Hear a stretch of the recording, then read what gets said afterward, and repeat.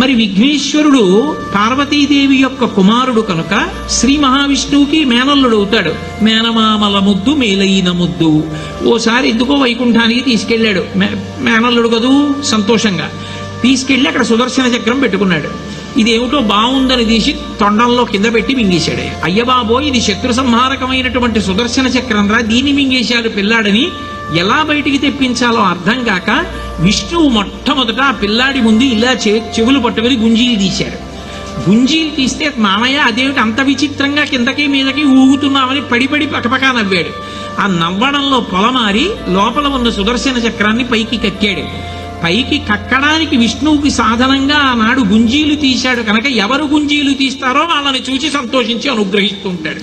ఇప్పటికీ మీరు పాండిచేరి వెడితే పాండిచేరి రోడ్డంతా కూడా గుంజీలు తీస్తూనే కనపడతారు మీకు.